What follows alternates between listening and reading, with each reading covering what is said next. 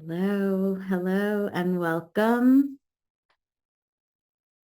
Okay, so today is our third deep dive session. The first one was on September 6th, and on September 6th, we talked about space, noticing space and really creating it in new ways within our lives. There were three ways that I talked about it. I reframed it as a possibility, as a commitment, and as a contemplation. And with those three new ways of viewing space, I offered three tools, three techniques or reflections for you to take with you for the month of September. And that was the first one being setting an intention, setting a way of showing up in any moment. The second was completing items that are incomplete in your mind.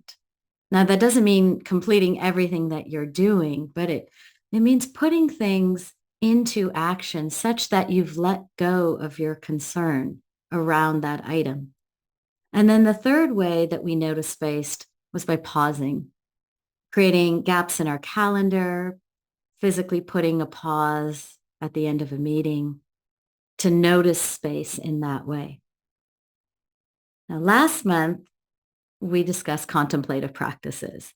And I took all of you through 5 different types of practices. Short practices related to breathing and anchoring, a sensory practice, a visualization practice as well. And then I talked about how they might show up in our day-to-day work.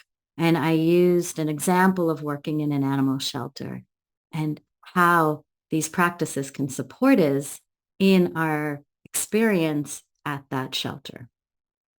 December 6th, we're going to be talking about productivity, which is one of my favorite topics.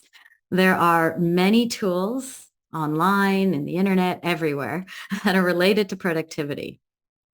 I would like to focus in this time on December 6th on what it looks like to have healthy productivity, how to create habits that are meaningful, and what does it look like to take that and put it within the context of space, of contemplative practices.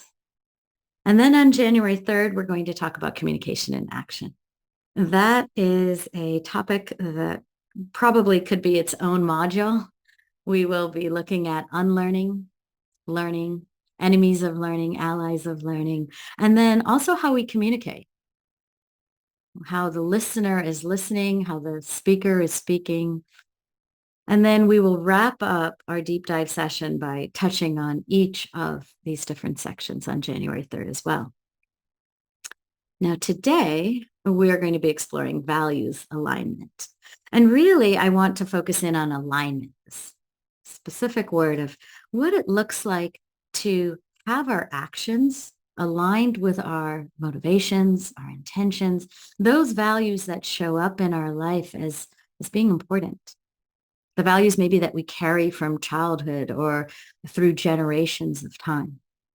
And bringing those into our workspace and aligning those in any given moment in our actions and in the way that we think about future. But first, let me begin with a story. So imagine it's August, a few decades earlier, 20 years ago. And it is my very first day of being a veterinarian. So I got my degree, a lot of studying, and now I'm in private practice. I'm about to enter this private practice. I woke up at about 6 a.m. because I was so nervous about it and also really excited, even though I didn't have to show up until 8:30. And I thought about who I was going to be in this space. I'm coming in and I am independent. I am finally in this workspace. I'm a new vet. I'm going to show up. I'm going to be really hardworking. Everybody's going to maybe look at me and say, wow, she's a really hardworking vet. And I remember I was much younger then and I was really excited. And so I walk into this clinic, brand new clinic, very exciting. And the technicians are there. I really had not spent much time with them in the past. I'd shadowed for one day, but I didn't do an internship there and I'd never done an externship there either. So I was newly meeting everybody. And I walk in and they say that, you have a couple patients that are waiting. So your first patient is a puppy and this puppy needs vaccines. And so walk into the room, adorable little Bichon puppy. And I go ahead and I give the vaccines and I'm really excited because it worked really well. The vaccines went in, the dog was happy, the client was happy, and I'm building my confidence. Wow, I'm this fantastic independent veterinarian. Client number 2 comes in, and this is a cat, a little bit elderly cat. So I decided to run some blood work, check for renal failure because they had been complaining that the cat is urinating a little bit too much. And we see that the BUN and creatinine are a little bit elevated. So I decided to start it on a low protein diet. I'm feeling confident. I know how to read the blood work. Again, I'm feeling quite independent in my decision making. And the cat leaves very happy. My third client comes in, and this is my third client. It's Henry the macaw. And Henry's this fantastic macaw. I didn't know that at the time. It was my first time meeting Henry.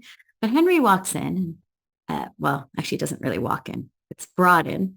And I am excited to see Henry because I studied zoo medicine in vet school. And I had spent a lot of time working with birds. Now, granted, these birds look like this, like kestrels and hawks and eagles at the Wildlife Raptor Center. But I think at least I thought I knew what I was doing because I had worked with many birds.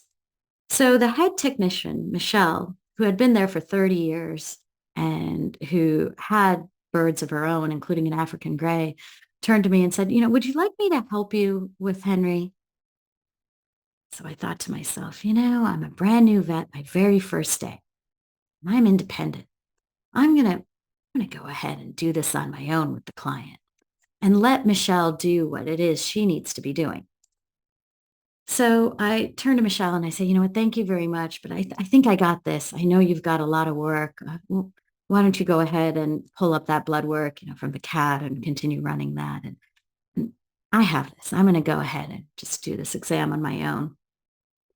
So I remembered, and for those of you who have seen my last presentations, I like writing and annotating. So I remembered when I had worked with hawks, what I had done is I covered their eyes, right? So you can see I basically blindfolded their eyes like this. And what I really was worried about was their talons. That's the area that I was concerned about. So as I was thinking about my approach in this particular day and what it is that I was going to do, I thought to myself, okay, so I need to worry about this macaw's talents. Now, I couldn't cover its eyes that easily because, again, the client was there and holding, but I was very aware of where this macaw's talents were. So I start to work, on a physical exam. I put my hands in, and what ends up happening is the macaw bites through my finger. And this is a true story. This is my very first day in practice. I kid you not. And this macaw, I had completely forgotten, had a beak, had a very sharp beak. And the point of that beak, which you see right here, went right through my finger. So my very first day of being a veterinarian, I end up in the emergency room. Now, this is an image that was generated by AI, and I thought it was kind of funny because I actually was not scratched on my face. I didn't hurt my arm. I didn't lose my hand. Like all this other stuff was generated by AI. It was just my finger, but I sure felt like I was, had hurt myself everywhere. And so I ended up in the emergency room. I ended up having to leave my first day at work. And that value of independence definitely showed up in an interesting way that day. And I will continue this story in a few minutes, but hold this story in the back of your mind. Because really what we do is we create values ourselves in our minds, the same way I created that value of independence. And they show up at different times. We might not even recognize that they're showing up. sometimes we'll state them to ourselves. We'll say, I believe in friendship, or I think authenticity is really important in my life. And so they'll appear in these different ways. And how they appear might not be noticeable to us on first glance. Or we might have a different view of what it is to have a value. And so it becomes important to notice how they show up in our lives. If I have a value of collaboration and support, when I'm on a Zoom call or in a team call, it might look like holding off on speaking and waiting for someone else's hand to be raised first. It might show up in a shelter as me offering support to my teammates if they're needing to get the adoption area ready by noon and they're short-staffed on a particular day. I might come out from the vet team and help them with their kennels. If my value is creativity and exploration, that might mean that I am setting time aside to be able to paint because that's what I like doing. Perhaps it's having a music lesson with a teacher that I've been wanting to learn with. Similarly, with patience and persistence, it might mean that I'm taking time to meditate on my own to be able to build patience into my life. So it might show up in my workspace, but it might also show up at home because I know I have to work on this particular value so that it becomes this background in the backdrop of value. Love and family might show up as taking a hike with my family instead of deciding to maybe go to a conference or do something different. Community is one that is many organizations have, but individuals can have that as well. And that might show up as being compassionate to all those around us. And then I have this photo of the surgeon because I think about when doing spay neuter, what does it look like to have that excellence and really taking time through that surgery and being diligent with every step and using a task list or a checklist to be responsible in that procedure. So values can show up in many different ways, and they show up sometimes through different lenses. So this is a framing that I'm going to use today in this particular session.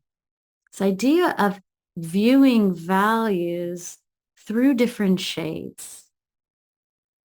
So if I have a value of maybe independence, my work might show up in a separate way than if my value is authenticity or compassion. This cat might be a gray cat because of that lens being that particular color, but with another shade, it would be an orange cat. Perhaps the same cat shows up in two different colors. The same thing for me in my story. When I saw myself as independent, maybe from someone else's vantage point, that showed up as arrogance because there I was with a bite straight through my finger on my very first day of being a veterinarian. And maybe that value wasn't independence. Maybe the value that had to show up there was collaboration or, humility. So there's different ways that when we view through these lenses of values, they show up for us in different stories. And so let's go back to my story. I'd been in private practice now for a while, but I decided to become a shelter vet. So now I left that private practice landscape and I went into the shelter and I was working with cats and dogs and every animal you can think of in the shelter. And so I still had those values of independence, diligence, perseverance behind me. But when I started, I did not have children and now I had two. When I did my residency, I was pregnant with my son, the second of my two children. And so after leaving shelter medicine residency and becoming a shelter vet, I now had family to think about as well. And so on this particular day, I decided to go to a conference. It was in January, and it was a conference that was in Chicago through the AVMA on leadership. And I was listening to a particular talk where they talked about values and how they show up. and what it meant to be a leader in this space. And I was holding on to, these four values that you see here, but noticing while I was sitting in Chicago that what really was showing up for me was connection, community, collaboration. That I had made a choice to actually leave my family and my work and come to this space to work with others in this more meaningful way for me in this community, to connect with other peers, colleagues, to discuss veterinary medicine, to discuss shelter medicine. And so really what showed up is, what value do I place on my own values? Am I living my life through those values that I'm professing to be values? Family, independence, diligence, perseverance. Or is something else showing up? And so a task or a tool that I've used in the past is one where I rank order my values. I found this to be helpful. Some people find it to be helpful. When I got out of vet school, health was my number one value. And that's because I found out that I have a rare congenital heart disease. And so for me, it was brand new to think about health and center that. So I placed that as my number one value at the time. And because of what I was going through at that time, courage became number two. You can see integrity showed up, empathy, cooperation. These can be really any values, whatever shows up for you. And so I rank ordered them in this way. And I decided that this was a way of thinking about my values that could help me in some of the choices that I would be making. And so here I invite you to just take a moment to reflect on your own values. If you have a piece of paper next to you, consider jotting them down. Write down those terms that maybe come to mind and that you think show up more strongly in the way that you view life.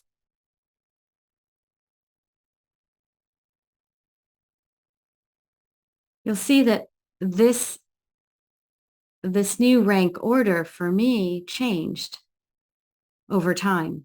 Initially, what was health first as my rank order became integrity as I opened up my own firm and decided to do consulting. And so over time, your rank orders can change. And what you'll see is that you're going to be looking for certain systems to support your values.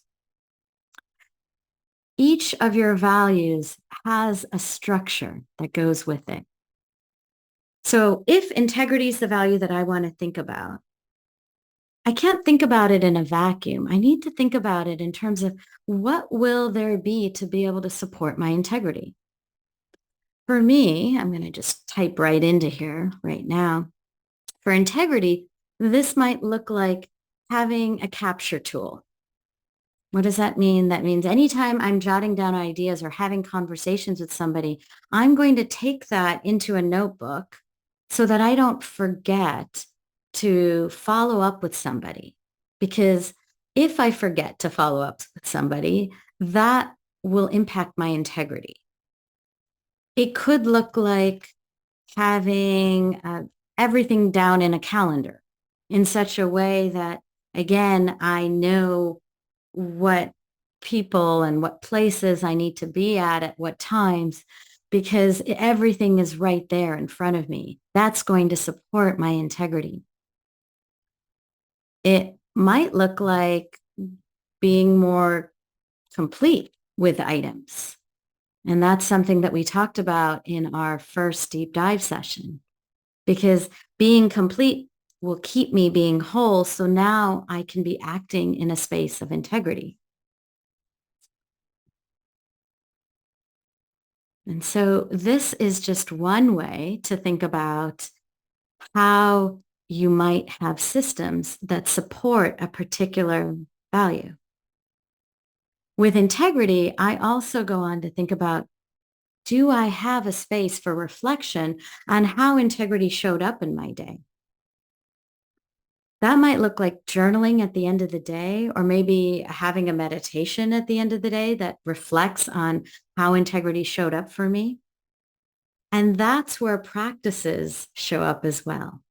Because for me, a practice means setting up an actual time to be able to sit in a contemplation and think about what that value is, how it shows up in my life. So right now, I'd like all of us to spend maybe 2 or 3 minutes in a reflection. So you jotted down a particular value, maybe a few values that resonate for you on a piece of paper already. I'd like you to choose one of those values right now.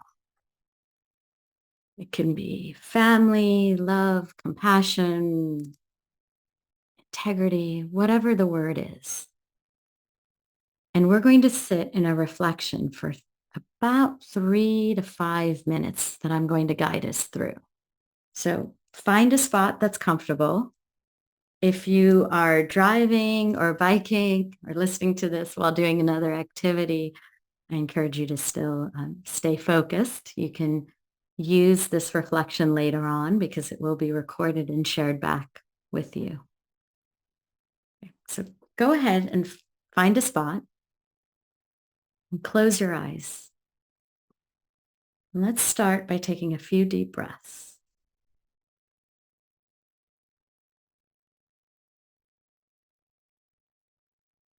Take a few deep breaths to ground ourselves into our bodies in this present moment.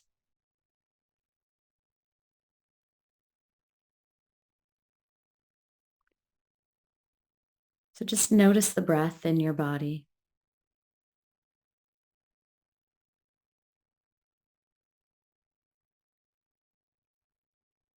Become present to your fingertips.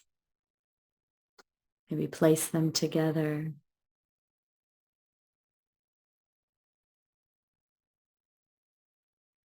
Now notice your feet firmly planted on the ground.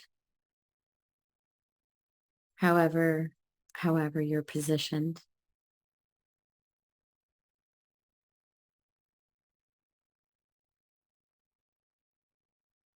So now that we're rooted in our present moment in our bodies, visualize this one word, this value in front of you in your mind.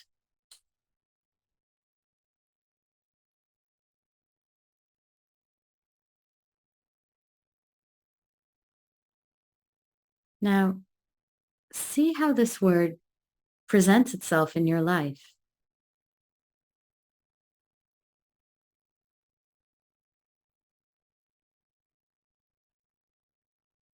Who are you with when you think about this value?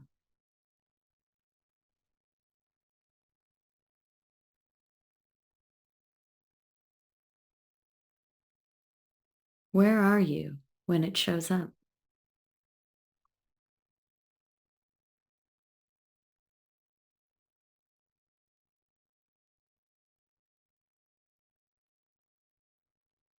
See yourself living this particular value.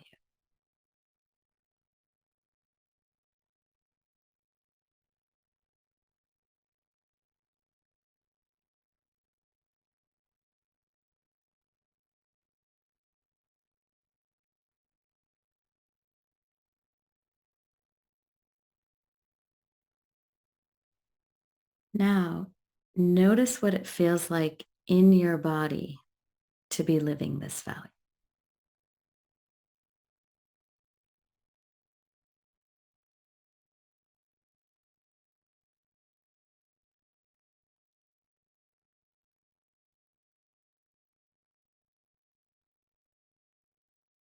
Does it show up in your eyes or in your chest, in your throat?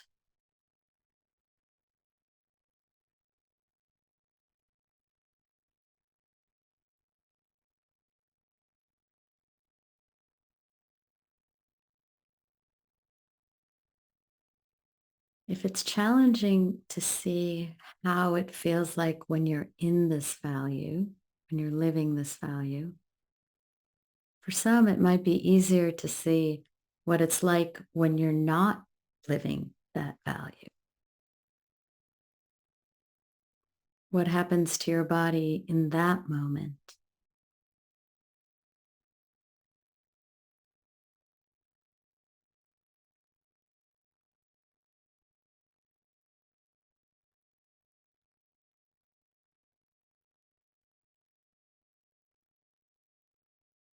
Now, let this visualization go and come back to the breath.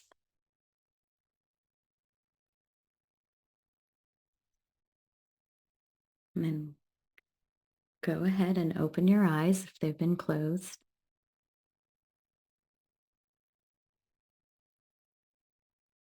And if you choose, jot down any thoughts that came up for you. When you practice this on your own, I invite you to spend a lot more time with this, more than 3 minutes or even 2 minutes. And sit with it and really think about how these values appear to you. And notice where you feel that maybe constriction that shows up if you're not in that value.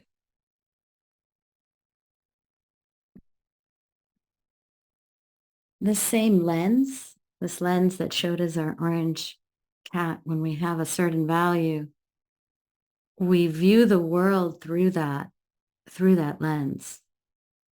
And that can shift quite dramatically depending on how you view your values. That cat might not even be a cat. It might be a basset hound, a hound of some sort. And so that's the time that you notice this is it's hard to notice it in the present moment, in the moment when the value is showing up. It's much simpler to notice it when you're sitting in reflection, when you're noticing how you showed up in any moment in your day, when you maybe stated one value, but what really showed up was another that was completely different. I really like this view of seeing things from different perspectives. Some of you might recognize this fuzzy photo in the background from one of my favorite books. This is from Le Petit Prince, The Little Prince. When adults were asked to view this particular drawing, they viewed this particular drawing as a hat. When children viewed it, they saw it for what it was, which is a snake that had eaten an elephant.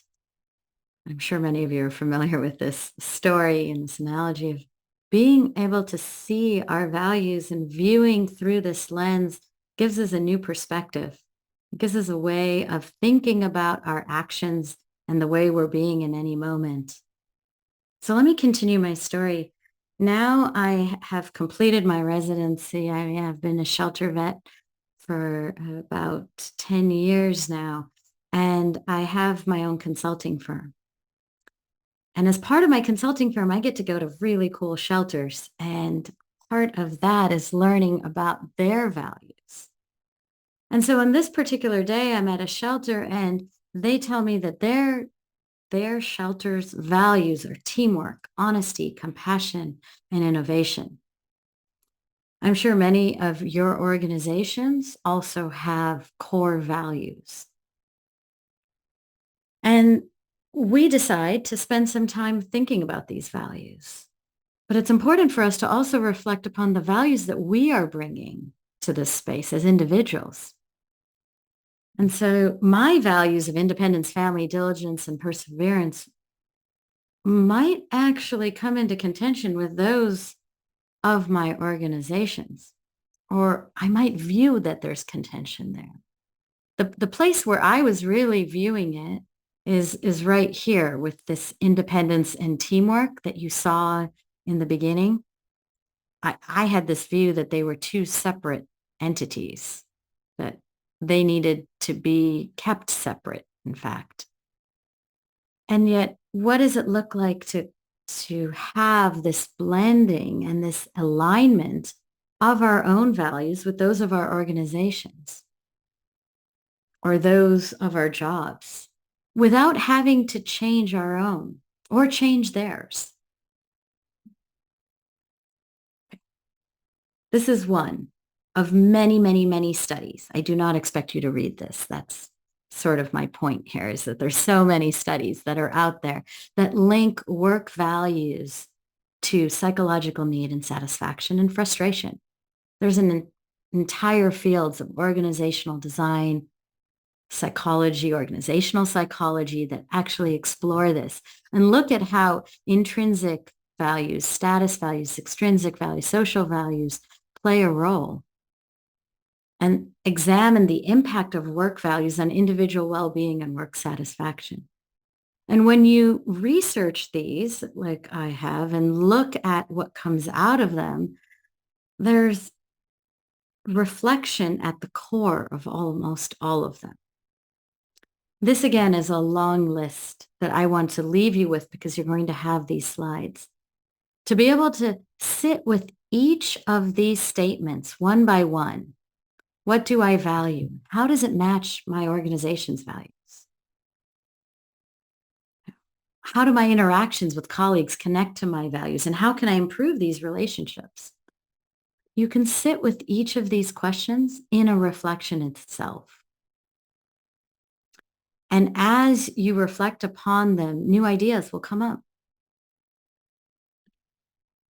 Now, if you take the same question and place it into an AI bot, because it's so much fun to do that, this is what the AI comes up with. If you ask your AI, what approach do you take to navigating opposing views? It'll say finding common ground, dialogue, flexible, adaptation, compromise. I know we've all heard these. These are all external and they're all important to consider. I don't want to minimize the importance of this. But my approach is going to be a little bit different for you today. I want you to go internally into yourself and start by thinking about your intention. Our intention is how we show up in any given moment. That intention creates your aspiration for direction. So if my intention is to be open and curious, for example, I'm going to come into any conversation with that view of open curiosity. It sets my direction for how I'm going to be communicating with all of you. The motivation that's underlying that is where my why shows up. And that's the next step. After having this intention, it's investigating what it is that actually moves you. I can frame this a different way. Our values are those fundamental beliefs, right? They're those principles that influence us, and they help form our daily life's intention, how we show up in any given moment. Our intention then supports our conscientious, conscious decisions that fuel our commitment and determination to achieve our goals, right? Our intention then drives our motivation, which points to our underlying why. Why are we doing this? Why do we show up? Why do we have these values?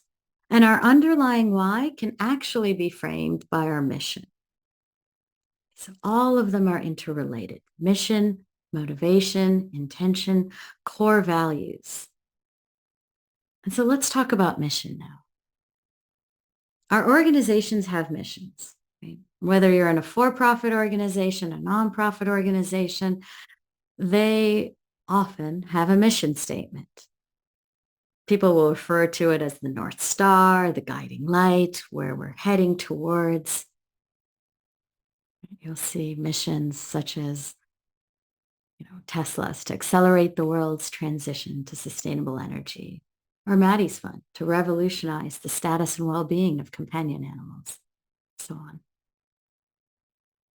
We can also have personal mission statements, our own mission. Walt Disney's was to make people happy.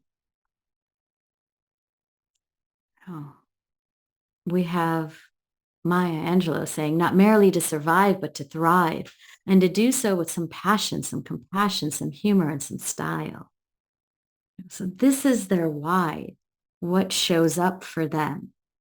And I'm going to just introduce this idea of creating a mission through my story. So now let's keep going forward. I'm now consulting with many shelters, and I have this incredible opportunity to speak about my own values in front of audiences. And that's what I did this past year in April of 2023. I spoke to my values of self-inquiry, interdependence, grounding, perspective, without stating them as values, but I placed them as lenses, as ways to view the world. And in November of 2005, I had a certain set of values. Those values showed up in a certain way for me. I was just starting out as a veterinarian then. And then when I became a shelter vet, they changed again. They shifted over time, and freedom came first, our family, our empathy. And again, I shifted these words. These aren't necessarily my exact values, but I'm showing them as examples. And so here I was, November, 2023, here we are. What do our values look like now? And what does our whole system of intention motivation show up as? Well, what's guided me throughout this is my mission. And my mission has remained consistent for quite some time. I wrote this particular statement in 1998 when I had graduated from college and I had my first job and I was really thinking and traveling in a different way. And my mission at that time, this is when I started in animal welfare, was to bring awareness to the interconnected nature or spirit that resides in all living creatures in order to guide people to end suffering for both humans and animals alike. That was a statement I came up with because of a course I was doing. And in that course, I was being asked, what guides me? What's my why? So when I was thinking about what I wanted to do with animals at that time, I kept asking myself, well, why do I really want to be a technician who's working in this way? And why do I want to continue working with both animals and humans? Because I had worked in anthropology and education. And so as I honed in on it, I was able to hone in on my own mission statement. And you'll find many different ways to do this. This is what worked for me. So I invite you all to think about what your why might be. What statement might resonate with you? Again, for me, what's worked is I like framing it as it's written here. In order to do X, like I want to maybe share stories, teach, coach, in order to make people happy, inspire children, etc. So this is the way that I had learned to write a mission statement. But again, there's many different ways to think about it. And when you have that formulated, it can help guide you. It can help with your framing. So let's go back to alignment. Alignment means thinking about your life holistically. So the actions you take and the work you do align with who you are. So these are questions that you can think about. How do my actions really contribute to these larger life goals? Do I feel a sense of purpose and fulfillment in what I do? When we align our values with our personal mission, we can reframe how we work. These 8 boxes are 8 different ways of thinking about our value alignment with our mission. We can assess our current activities, both personally and professionally. We can embrace change while staying true to our values and mission. And importantly, we can use contemplative practices to remove the very frame of values in itself. And this is a little bit trickier to do. Initially, your values will guide you. They will share with you a way of being. They will help frame your very mission.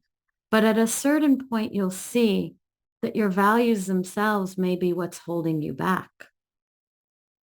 That viewing the world through a particular lens may not be serving you in this moment in your life. And you will come to terms with that when you sit in contemplation. And so contemplation actually gets rid of the frame in itself.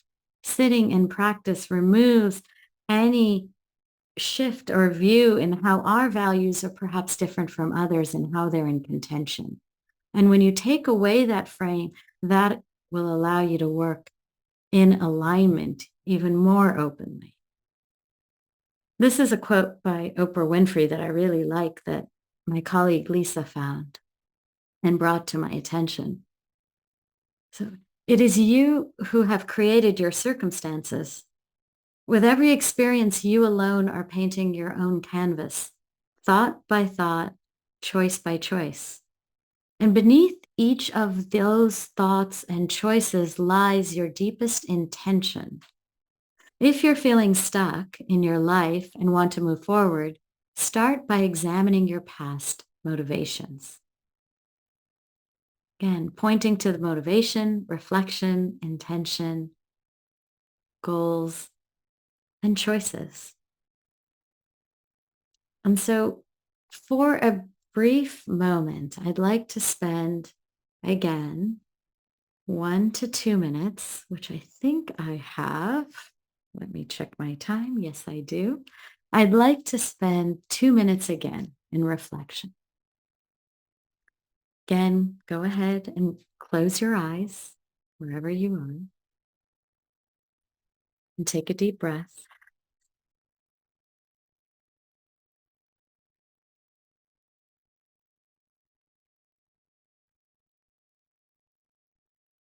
Let's bring the question, bring forward to your mind this question of why.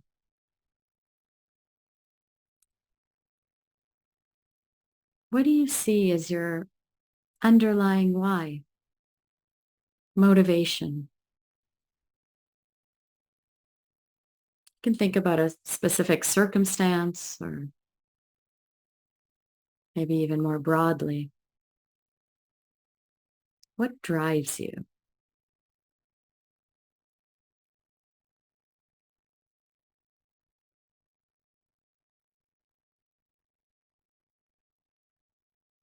You might visualize yourself in this particular moment, seeing yourself driven by that underlying motivation or why.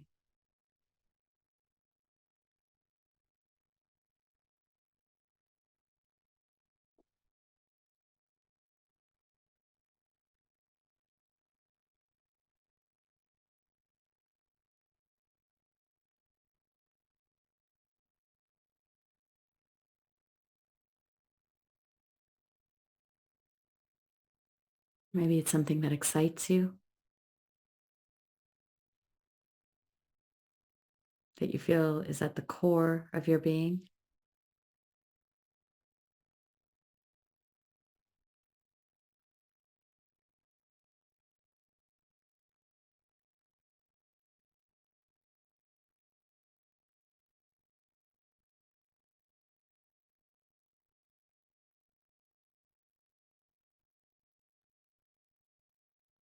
If it's helpful, you can open your eyes and jot down on a piece of paper what's arising for you.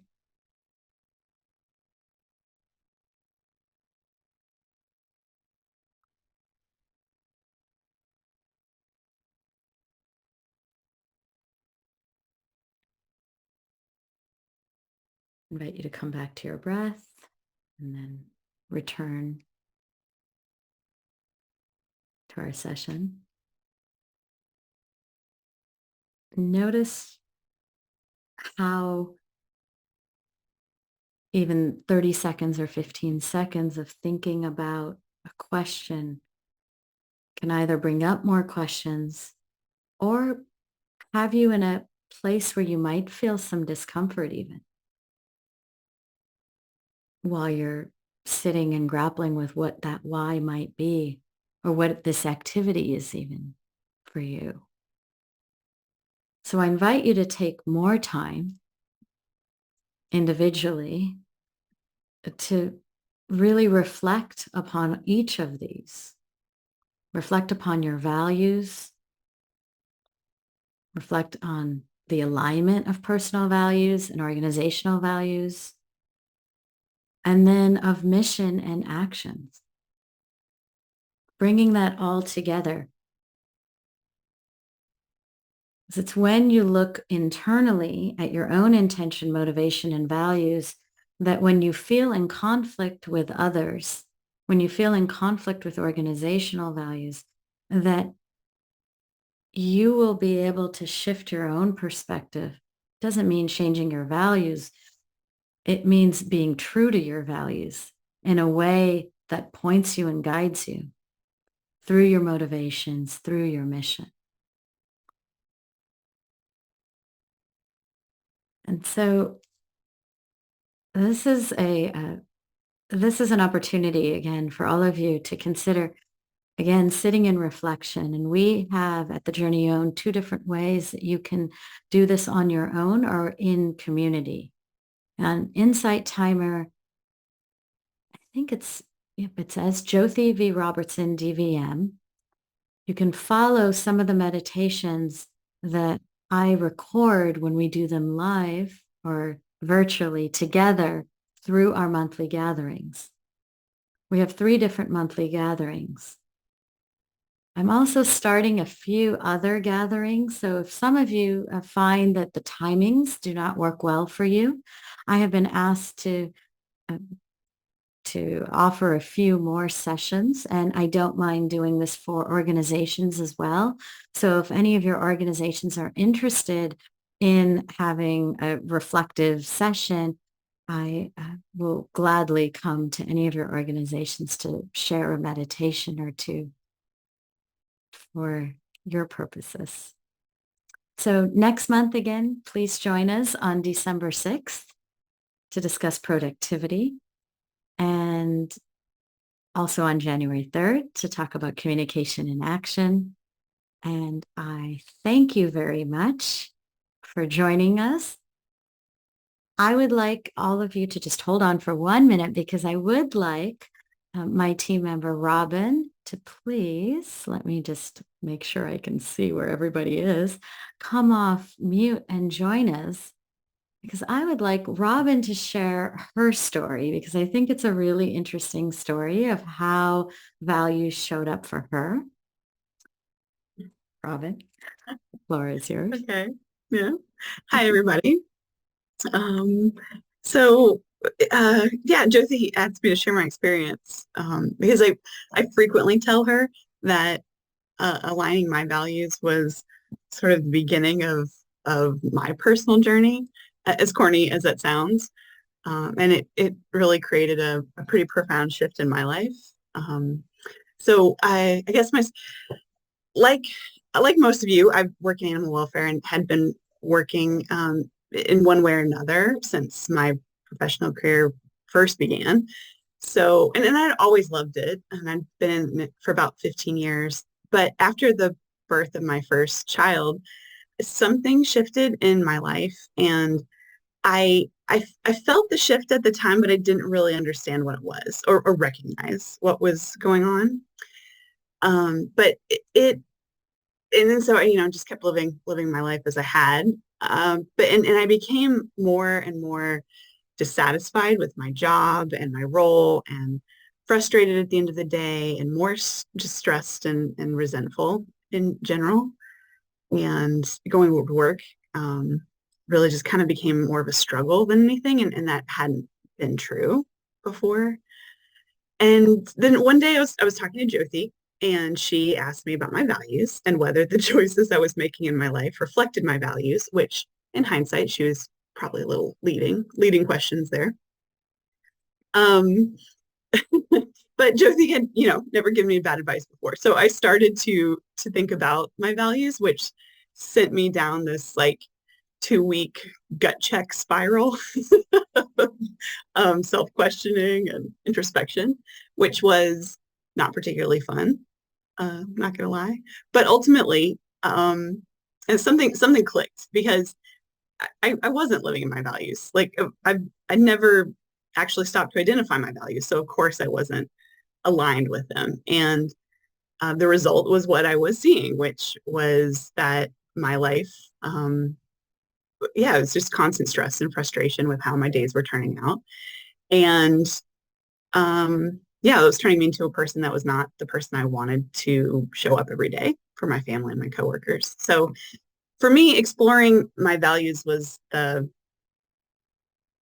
life hack of all life hacks, which is not to say that it was easy, or a shortcut to anything, but it did allow me to get clear about a lot of things. And um, in this case, I began to prioritize my family and my well-being, which led to a significant shift in my career choices. And I found a way to channel my passion for animal welfare into a new career path that was more in line with my values and much more satisfying in general. Um, so yeah, my key takeaway is that understanding my values and my mission it wasn't just an exercise in self-awareness, but it was really the beginning of my path to a more meaningful and purposeful life. So so now I tell everyone to explore their values and mission. I love that, Robin. Thank you. Thank you for sharing. That's fantastic. And there's definitely values come with us over time, through generations, through our ancestors, through our community. And so there's a deep, they're so deeply ingrained in who we are. Our last session on January 3rd, we'll actually look at unraveling and unlearning some of those very values that we hold on to so dearly. And that's that idea of, again, the frame and the lens and that perspective. Because as Robin said, you're living values, but sometimes you don't recognize that you're even living these values. And there's a time when even letting go of those values is the right thing to do. But you can't let go of them if you haven't sat with them and lived them and created them and really held on to them as your own, right? So part of it is first taking them on as your own and then releasing their hold on you. So yes, but okay, I want to be mindful that I've been trying to give space for everybody before their next meetings, and I've already taken up space, but I'd like to go ahead and end this call. And I thank all of you for joining. And please do join for some of the other meditations and contemplations as well. Thank you.